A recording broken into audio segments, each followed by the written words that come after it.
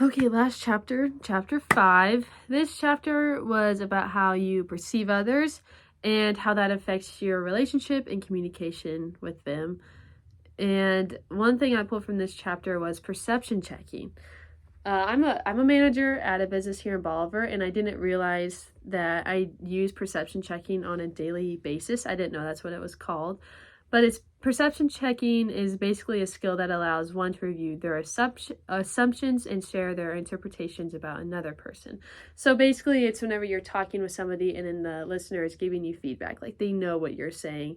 And that's so helpful with the job I have, because if I'm talking to a customer and they're relaying the information back to me and they know what I'm saying and I know that they know what I'm saying, it helps me out because I know I'm speaking clearly and it's helpful. So overall, I think I've learned so much just from these past few weeks of this class, and I'm so excited to learn some more in the second half of the semester. So thank you. So chapter 4 I also found really helpful because it really applied to me. The main thing I pulled from this chapter was self-concept.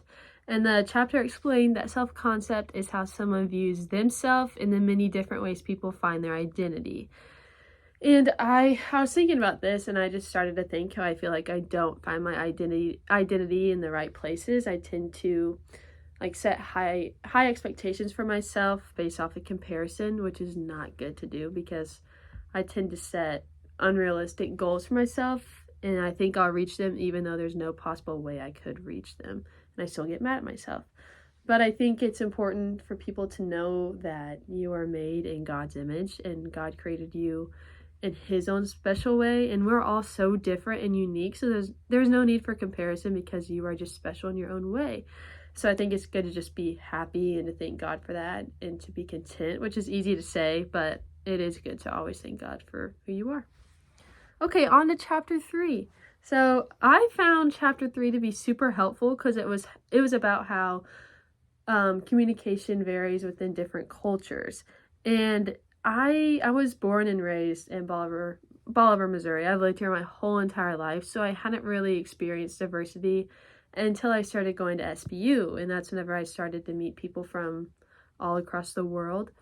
And in this chapter, I learned about high context cultures and then low context cultures. So high context cultures I've written down, they focus on body movements, so like facial expressions, gestures, and just more nonverbal cues.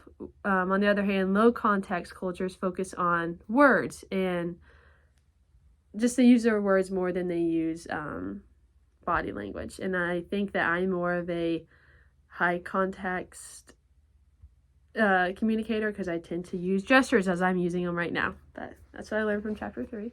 Okay, so for chapter 2, I learned about mediated interpersonal communication. The book states that mediated interpersonal communication is basically when people communicate through technology. So that's like through social media, text messaging, phone calling, emails, all these different types of things. It's basically the main communication of today, I would say. A lot of people communicate through technology because it's so easy to need to talk to somebody immediately and you can just send them a message and get in contact with them in seconds. It's really easy and convenient.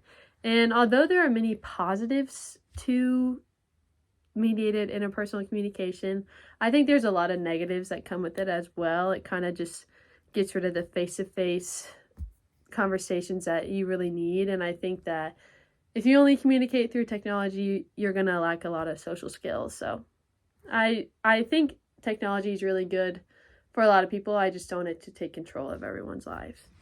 Hello everyone, my name is Megan Roberts, and this is my presentation for interpersonal communications. In the first chapter, I really just learned how important communication is, and without good communication, you can't really have a solid relationship, and it really is a human necessity. So the first point that I pulled out of the first chapter is the difference between unintentional communication and intentional communication.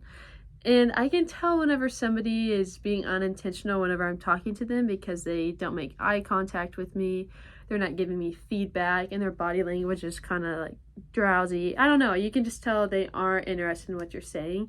And it makes me not want to talk to that kind of person because I'm like, they're not even listening to me. So what's the point in me talking to them?